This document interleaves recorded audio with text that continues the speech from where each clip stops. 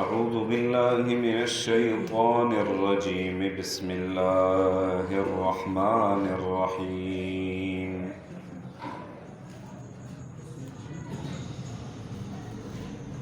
يا أيها الذين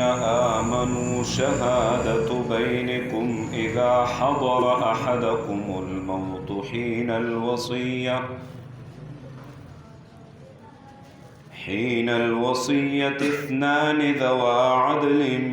منكم أو آخران من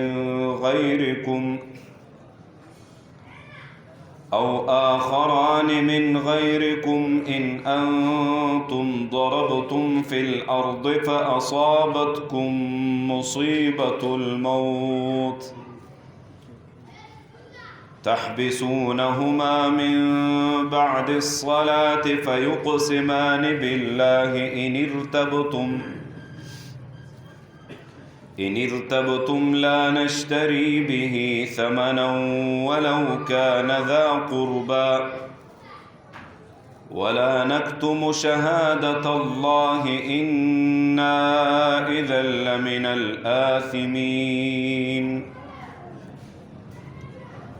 سورہ مائدہ 106 نمبر آیات دے وما سپارہ مخ کے آیات کے حفاظت دا نفس ذکر شو چتاسو دخبلو نفسونو حفاظتو کے پدے آیات کے اس حفاظت دا مال ذکر کئی چتاسو دخبلو مالونو حفاظتو کئی.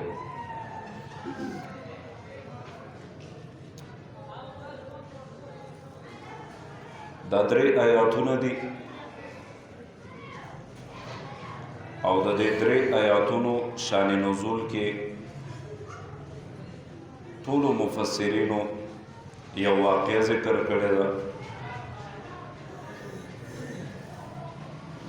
او هغه واقعه چې مخکې بیان شي نو په آیاتونو باندې به پوهه اسانه شي.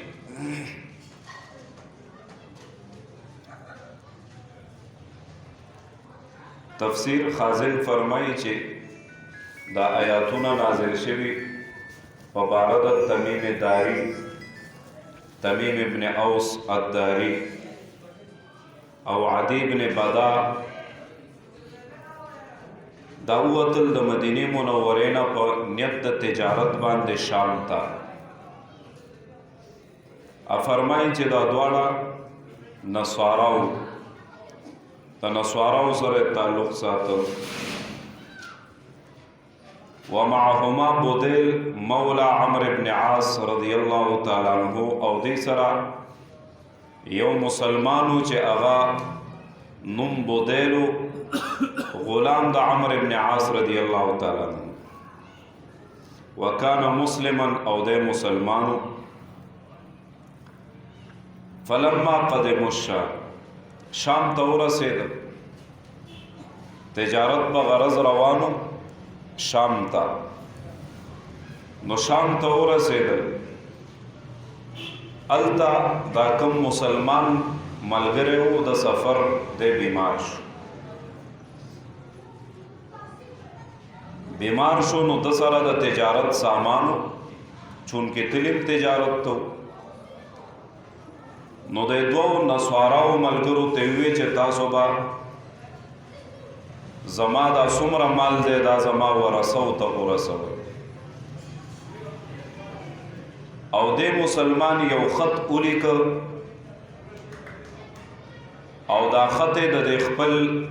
سامان چې پس کې و هغه کې دننه کې خود او د ټول سامان فهرست لیکلو چې ما سره زما په ملکیت کې دا شیز دی دا ټول فهرست لیکلو. کله چې هغه وصیت کو د دواړو ته نو اته وفات شو. امام قرطبی رحمه الله چې کوم هغه دا واقع په څو روایتو سره نقل کړي. نو یو دا وایي چې هغه کشتۍ کې روانو چې دی وفات شو، نو کشتۍ نه مړی وغورځو دریاب ته، او هغه کوم سامانو هغه راوړو او د ده ورسو ته وسپاره. نو کله چې ورسو ته وسپارلی شو او ورسو دا سامان وکته، چې وکته په هغه کې یو پرچه پرته وه، یو شیز باندې لیکل کړي وو او هغه لیکل په دې سامان کې دننه محفوظ پروت و. ا دې دوه کسانو نو لیدلی. دوی چې کله دا سامان راوړو نو په دې کې یو جام او جام د چاندۍ و، په هغې باندې سونا د سونې میخونه لګېدلي. دی چې وکتلو طبیعت یې ورته ټیک نه شو، هغه جام یې ترې واخیسته. هغې چې کله بوج وکته، فهرست یې وکتو، نو په هغې کې ذکر د یو جام چې د چاندۍ جام دی او د پاسه پې د سونې میخونه دي. نو هغه راغلل دې دواړو ته، ورثه د بودیل صاحب راغلل او دې دواړو نه تپوس کوي. فقالو وی فرمایل هل باع صاحبنا شیئا من متاعه، آیا زمونږ د ملګري په تاسو باندې د خپل سامان نه څه شیز خرڅ کړی؟ قال لا، دوی ورته چې نه دی خرڅ کړی. قالو بیا وی فهل اتجري تجارت، څه تجارت یې کړی دی تاسو ته چې دا سامان درکړی دی نو وروسته یې څه تجارت کړی؟ قالو لا، دوی وی چې نه دی کړی. قالو بیا وی فهل طال مرضه فانفق شيئا على نفسه، مرض یې اوږد شوی و چې په خپل ځان علاج معالجه باندې څه شیز لګولی، د ځان علاج یې کړی، په هغې کې څه شی لګولی؟ قال لا، دې دواړو وی چې نه. قالو بیا وی انا وجدنا فی متاعه، مونږ موندلی په سامان د هغې کې صحیفه فیها تسمیة ما کان معه، په هغې کې نوم د یو شیز دی ما کان معه، هغه چې تاسو ته درکو هغه په دې کې لیکلی دی، اوس په هغې کې نشته. وانا فقدنا اناء، مونږ نه مومو ورک کړی مونږ یو لوښی من فضة منقوشا بالذهب، چې د چاندۍ لوښی دی او سونه پې چړکو شوی ده، دا لوښی نشته. دوی وی چې مونږ ته پته نشته. نو چون کې شک راغی، او چې شک راغی نو قانون دا دی چې دوی ته به اوس قسم ورکولی کی. مسله زمونږ د شریعت داسې ده چې کله یو سړی مدعی وي، دعوه وکړي او په چا دعوه کړی شوی هغه منکري انکار کوي چې ما داسې نه ده کړې، نو چا چې دعوه کړې ده دی به ګواهان پیش کړي. دوه ګواهان به راولي، نو چې کله ګواهان پیش کړي نو که هغه کار کړی هم نه په هغه ثابت شي، قاضي او جج به فیصله کوي د هغه چا په باره کې چې چا سره ګواهان شته. لیکن چا چې دعوه کړي هغه سره ګواهان نشته، نو اوس به څوک چې منکر دی هغه به قسم خوري. مثلا ما په چا دعوه وکړه چې زما په فلانکي کس باندې پیسې دي، نو زه به ګواهان پیش کوم چې زما فلانکي کس باندې پیسې دي. که ما سره ګواهان نه وي نو قسم به هغه کس خوري په چا چې ما دعوه کړې ده. اوس که هغه قسم وخوړو ما سره خو ګواهان نشته، هغه قسم وخوړو چې د ده پیسې په ما نشته، نو که زما هغه باندې پیسې ویم هغه ختمې شوې، ځکه هغه قسم وخوړو. باقي معاملې د الله سره ده. زمونږ پښتو کې یو غلط رسم دا دی چې چا دعوه وکړه نو قسم هم هغه خوري. هلکه وایي ته قسم وخوره دا شی ستا دی، نو د باندې خو قسم نشته، دا خو مدعی دی. قسم په هغه چا دی چې څوک منکر دی، چا باندې دعوه کړی شوی، نو هغه به قسم خوري. هغه وایي چې د په ما حق نشته، نو چې هغه قسم وخوړو قصه ختمه شوه. خدا هله چې کله مدعی سره گواهان نه وي. اوس دلته مسله داسې راغله، نبی کریم صلی الله علیه وسلم فرمایي چې یمین په مدعی دی، قسم په مدعی، گواهان په مدعی دي. څوک چې دعوه کوونکی دی نو په هغه باندې گواهان دي. والیمین علی من انکر، او قسم په هغه چا دی چې څوک منکري، چا باندې دعوه کړی شوی نو هغه به قسم خوري. نو د دې قاعده او قانون موافق اوس دلته دعوه کوونکی هغه د بودیل صاحب ورثه و، ځکه هغوی دعوه وکړه چې په دې کې جام او جام د چاندی و، په هغې باندې سونه چړکاو شوی و. دوی منکرو دا دوه کسان، نو دوی قسم وخوړو. قسم یې په الله وخوړو چې مونږ داسې څه جام مام نه دی لیدلی او دا تاسو په مونږ باندې دعوه کوو، مونږ در سره ښېګڼه وکړه، سامان هم درته راوړو، تاسو په مونږ دعوه کوئ. قصه ختمه شو. څه موده وروسته، ډېره موده بعد هغه جام چا سره ولیدلی شو. امام قرطبي رحمه الله فرمایي مکه کې چا سره هغه جام پیدا شو. کله چې جام وموندلی شو، مسله بیا راژوندی شو. مسله داسې شو چې هغه کس نه تپوس وکړو دا جام تا سره چرته و، ځکه صفت د جام خو لیکل شوی و چې دا د چاندی جام و، د سونې میخونه پې والی شوي و یا سونه پې چړکو شو. دا چا درکړی، چا نه دی اخیستی؟ او وی چې دا خو ما باندې دوه کسانو خرڅ کړی، یو تمیمداري و یو عادي، دوه کسانو په ما خرڅ کړی. ښه، بیا راغلل او بیا یې دعوه وکړه.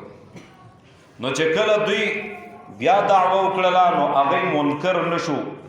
دوباره دعوه هغوی وکړه او دعوه یې داسې وکړه چې دا جام موږ د هغه نه په پیسو اخیستی و، مالکان یې موږ.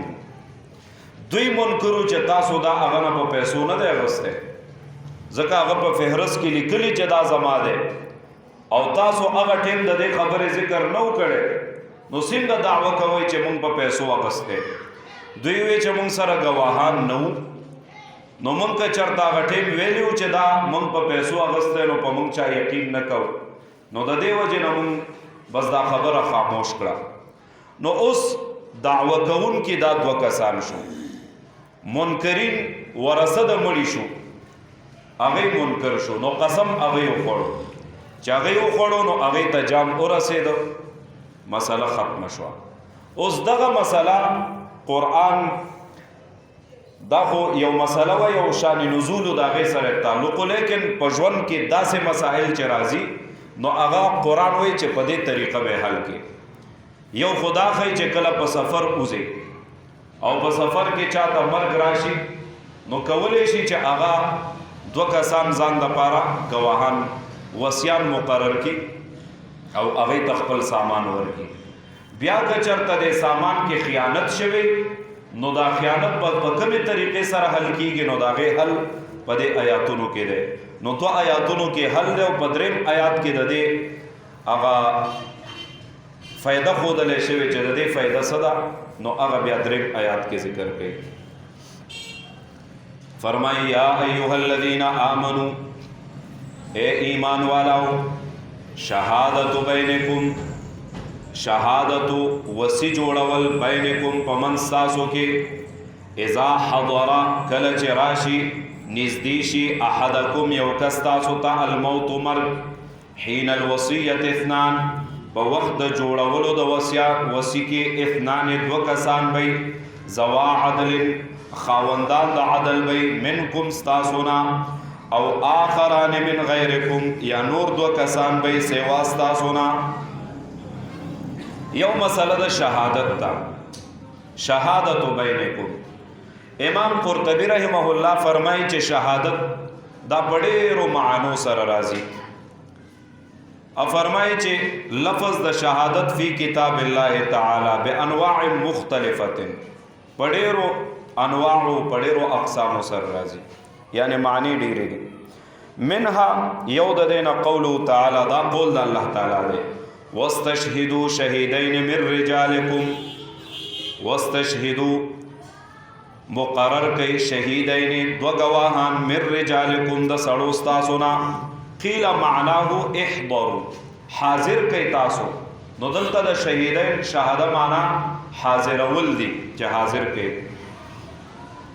بیا فرمای ومنها او بعض د دینا شهیده په معنا د قضا سره راځي، فیصله سره، او یا په معنا د علم سره راځي، لکه دا قول د الله تعالی شهید الله انه لا اله الا هو، فیصله کړی دا الله تعالی. نو قضا التپ شهیده په معنا د قضا سره شو، فیصله سره. فیصله کړی الله تعالی چې نشته حقدار د بندګۍ سوا د الله نه. بیا فرمای ومنها او بل معنا د شهیده په معنا د اقر سره ده، اقرا کا قوله والملائکه یشهدون، فرشتیم گواہی کوي، اقرار کوي د دې خبره. نو دلته په معنا د اقرار سره شو. او بیا فرمای سلورم معنا کوي بمعنی حکما، شهیده بمعنی حکما.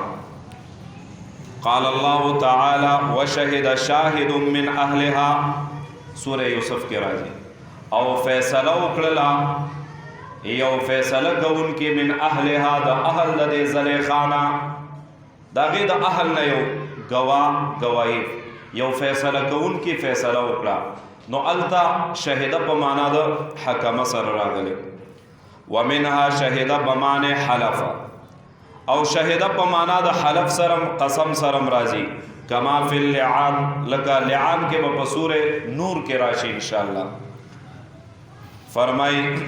فشهادت احدهم اربع شهادات بالله،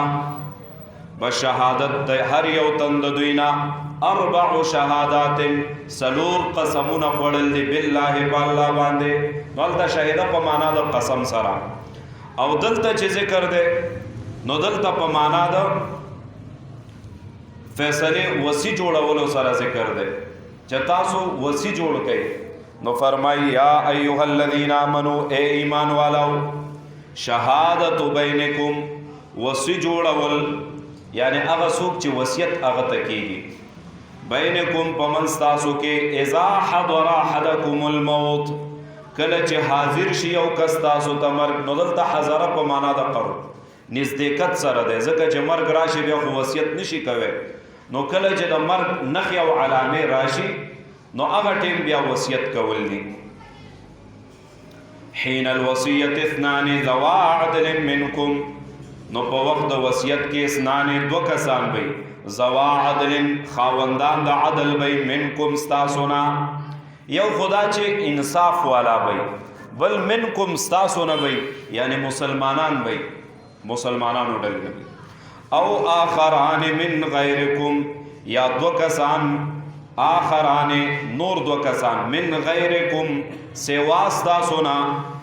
سیواستا. نو غیرکم کې مفسرینو دو ترجمه کړي دي. یو منکم په معنا د رشتہ دارو سره اخلي، چې منکم ستاسو رشتہ دار وي، او آخران من غیرکم یا رشتہ دار نه پردي خلګي خو نږدې گاوند ماوندي، نو هغه گواهان جوړوي شي. او بعض مفسرینو آخران نه مراد کافر اغستی، منکم نه مراد مسلمانان اغستی، او آخران من غیرکم نه کافر اغستی، چې کافر دو کسان هغه وصیان جوړ کړي. لیکن بیا بل آیات کې راځي لیسا علی المؤمنین، نشته ده د کافرانو د پاره په مؤمنانو باندې سبیلا سلام، یعنی کافر په مسلمان گواهی نشي کوي. نو التمن راغلی دا، نو کدلته وي ته معنا د کافر واغستل شي، نو بیا خو د هغه آیات سره ټکراو راځي، نو بیا غي فرمایي چې دا آیات منسوخ ده. لیکن مفسرین تطبیق کوي، فرمایي چې من او آخران من غیرکم نه کافرم شي، نو دا په حالت د سفر سره خاصي، یو سړی په سفر کې دی نو که سفر کې کافر ته وصیت وکړو یعنی د کافر متعلق ونه که چې زما مال کافر ته ورکړي کافر ته وصیت وکړو چې زما دا مال دی زما ورثو ته وسپارلی شي چونکې هلته بل څوک شته نه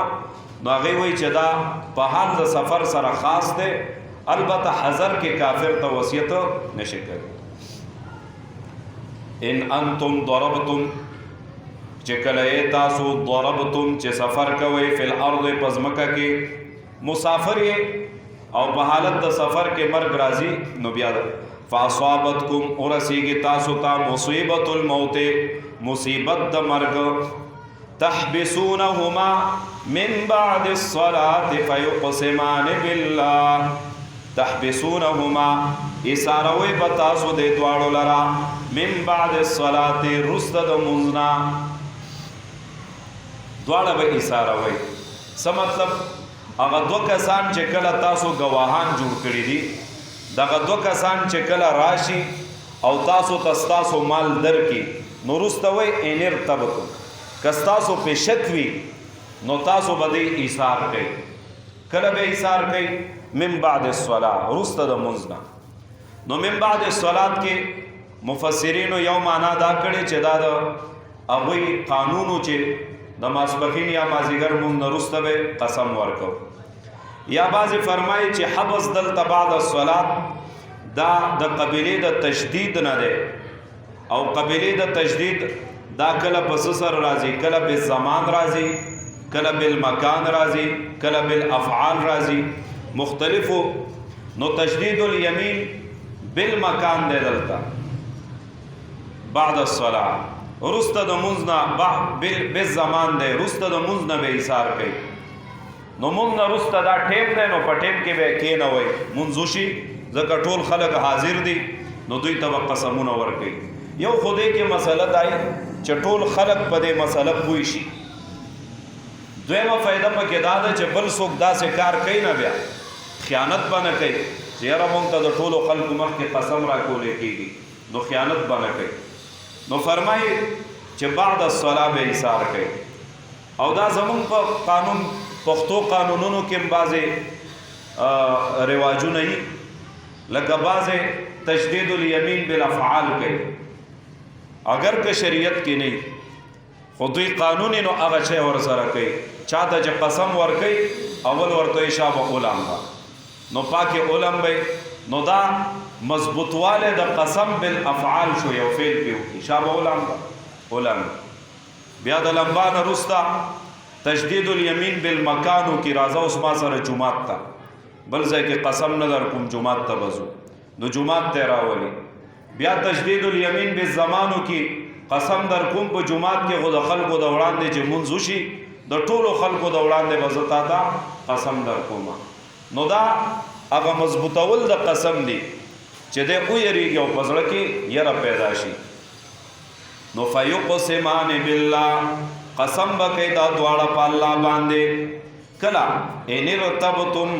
که شک کوي تاسو په دوی تاسو شکیانې نو بیا دا کار ور سره وکړي چې د مونږ نه وروسته ایثار کوي او قسم ورکړي قسم به څنګه ورکړي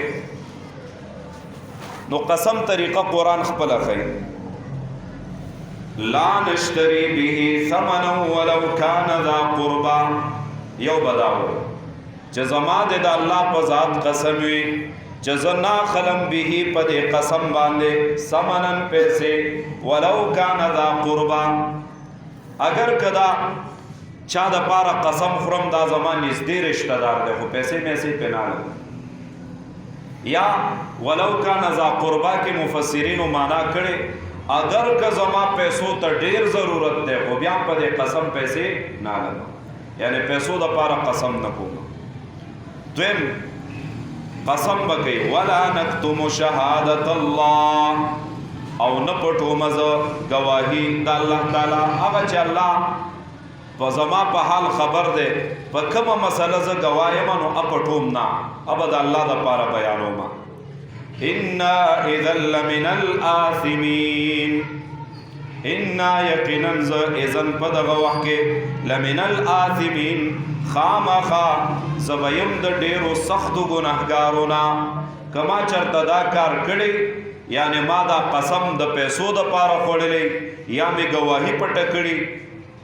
نو زه به په دغه وخت کې ډېر سخت ګناهګار د عظیمو ګناهګارو نه نو دا د قسم الفاظ دي چې داسې قسم به درته ورکړي نو بیا یې زړه ته یره راځي داسې قسم دی نه کوي ادو آیاتونو تفسیر به انشاءالله سبا وکړو صلی الله تعالی وآله وصحبه الحمد لله رب العالمين والعاقبة للمتقين والصلاة والسلام وآله وأصحابه أجمعين الله رحم کرم وکړي ګناهونه معاف ګناهونه مدافع قدم راخلي خیر خاتمه مو ایمان د زوال نه وساتي د خپل قهر او غضب نه وساتي شرمندګۍ رسوایی دنیا آخرت ته مو وساتي حیا پردې را باندې واچولې الله ظالم د ظلم نه وساتي مظلوم د بددعاو نه وساتي مخلوق د محتاجۍ نه وساتي کریم الله خپل ځان ته محتاج کړي الله دروغ نه غیبت نه بهتان نه لوی او تکبر ریاکارۍ نه وساتي سینین په نور د قرآن باندې منورې کړي په علومو د قرآن باندې منورې کړي مینه محبت هم د خپل کتاب قرآن سره د محبوب پیغمبر صلی الله علیه وسلم د سنتو سره د خپل دین سره او خپل عباداتو سره پیدا کړي کریم الله څومره مسلمانان چې ستا د دین خدمت کوي الله د دین په هره لار هره شعبه کې دي رب ته فاتح ناصر او مددگار شي څومره خلک د دین د ختمولو کوششونه کوي هر ځای هر جامه کې الله که هدایت په نصیب کې هدایت ورته وکړي که ازلي بدبختانې هدایت ازل نه قسمت کینی رب ته هلاک او تباه کړي موږ مسلمانان شرونو فساداتو نه په امن او امان کې کریم الله د چا څومره شرعي حاجتونه د ټولو شرعي حاجتونه پوره کړي د چا مشکلات حل کړي سو قرضداري د غیب و خزانو نه قرضونه ادا کړي کریم الله د چا رزق تنګي رزق فراخه کړي الله څوک د دین په نسبت جیلونو کې بے ګناه جیلونو کې رهایی د پاره ورته اسباب مهیا کړي کریم الله د چا کاروبارونه نه د حلالو کاروبارونه نصیب کړي د چاوی برکت ورته پکې واچولې کې څومره بیماران د اهل اسلامي کورونو کې هسپتالونو کې د ناستو کسانو کې الله ټول ته صحت کامله عاجله مستمره د نیک عمل لپاره ور نصیب کړي کریم الله د چا کورونه آباد نه په خرشتو سره کورونه آباد کړي د چا اولاد نه نیک عمل صالح قرآن خانه دیندار اولاد ورکړي د چا اولاد وی سره زمونږ د اولاد نیک عمل صالح قرآن خانه دیندار لوي کړي کریم الله څومره کسان ستاسو د کتاب درس تناستي یا اوري الله لپی نیولی کریم الله دا لپی د خیر او برکت نه ډکې کې الله جولې د خیر او برکت نه ډکې کې کریم الله کورونه د کور کمرې صحنونه د حلال رزق نه ډکې الله د خپل علم عمل رزق او اخلاص دروازې پر پرانستلې کې پکړې ګناهونه دافع قلم راخلې کې وصلی الله تعالی علی خیر خلقه محمد و آله وصحبه